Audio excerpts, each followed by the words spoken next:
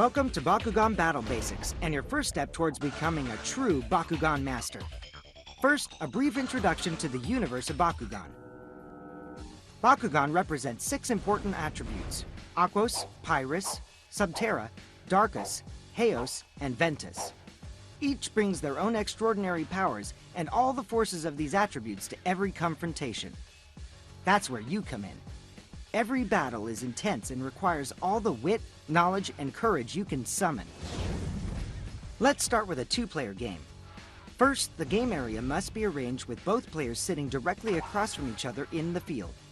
Each player will create a space on their right for unused Bakugan and Bakugan cards, their unused pile. Then each player will create a space on their left for used Bakugan and Bakugan cards, their used pile. This is a Bakugan. It will open when it rolls over one of the gate cards. You will find its G-power printed on the inside of your Bakugan.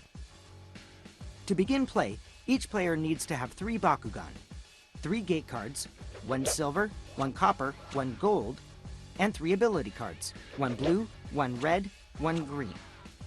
All cards are placed face down in your unused piles so your opponent can't see them. The first player to have 3 gate cards in their used pile wins that game. Gate cards are the heavier cards framed in silver, copper, and gold. They are the cards that you lay down in the battlefield, and they are the cards that activate your Bakugan for battle. Ability cards are lighter than gate cards and are framed in blue, red, or green. These guys can be real game changers. Use them wisely. Are you set up? Do you have your 3 Bakugan, 3 gate cards, and 3 ability cards? If you answered yes, you're ready to get your game on. Now you're ready to roll. To begin, each player places one of their gate cards face down in the center of the playing field in the space closest to their opponent, furthest from themselves. Players must be at least 2 card lengths from the battlefield to begin their roll.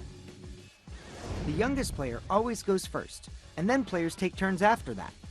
The first player selects their Bakugan and rolls it over the gate cards in the center of the playing field. If the Bakugan misses and does not land on a card, it is then moved into that player's used pile. Now you roll, and your Bakugan hits and stands. Now it's your opponent's turn. He hits and stands too. The battle is on. Now each player takes their Bakugan and looks for the G-power number inside their Bakugan. His says 320, and yours says 300. Next, flip over the gate card and look on the left-hand side for the numbers listed in the colored circles. Each circle matches a different Bakugan attribute. This is called the Gate Attribute Bonus. Now add the Gate Attribute Bonus number that corresponds to your Bakugan. So add 140 to 300, and that equals 440. Now add your opponent's G-power to the number on the card that matches his Bakugan Gate Attribute Bonus.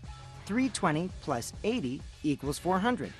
In other words, match up the red Pyrus Bakugan with the red Pyrus Gate Attribute Bonus, and the brown Subterra Bakugan with the brown Subterra Gate Attribute Bonus.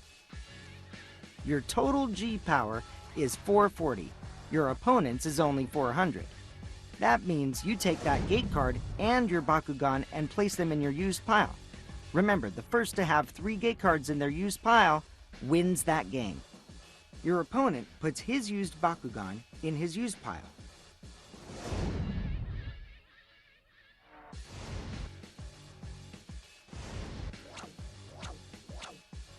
Time for you to roll again, hopefully over the remaining gate card.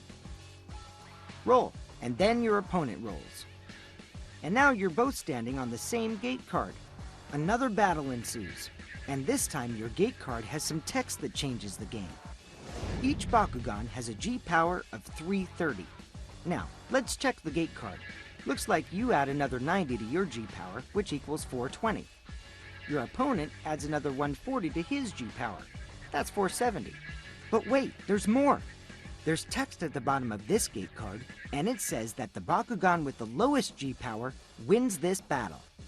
Whatever the card says overrules the regular rules of the game, so you win again, because you have the lower total G-power. You take the gate card and your Bakugan and put it in your used pile. Your opponent takes his Bakugan and puts it in his used pile. Now, the game's not over yet. You still need to get one more gate card into your used pile to win. Since there's no gate cards in the middle of the battlefield, each player takes one gate card from his unused pile and places it face down in the space furthest from him and closest to his opponent. Each player takes turns rolling. Since your opponent rolled last, it's your turn. Look, you each landed on a gate card. Time for your next battle. Each player takes his Bakugan and notes its G-Power. Then we check the attribute G-Power on the gate card. So your opponent has 550 plus 50 equals 600. And you have 400 plus 170, which equals 570. If there are no extra instructions in the text box to help you, there is still one more way to salvage the situation. Use one of your ability cards. That's right, you've got another weapon in your arsenal. Let's take a look at the ability cards in your unused pile to see what you can use. This ability card gives you a G-Power boost, and it says you can use it during battle, and that you can add more G-Power based on your Bakugan attribute. In this case, you get an 80 G-Power boost, so 570 plus 80 equals 650. Now, put this gate card and ability card in your used pile along with the other 2 gate cards you won. Remember, winning 3 gate cards means you've won that game. You win!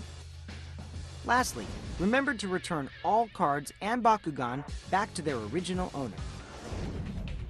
Now, let's go over some what-ifs that may come up as you play more and more Bakugan. What if you roll 2 of your own Bakugan on your own card? Since you can't have 2 of your own Bakugan on a gate card, you get to choose which Bakugan remains on that card and which will move to the other gate card. What if you have 2 Bakugan on your own gate card and there is no other gate card in the battlefield? If you have 2 of your own Bakugan on the same gate card and there is no other gate card in the playing field, you automatically win that gate card and the battle. Gather up your Bakugan and the card and put them in your used pile. Now, what if after all the G-Power is added up, you're still tied? Simple. Whoever was the first to land their Bakugan on the gate card for that battle automatically wins. What if you don't have any Bakugan in your unused pile to roll?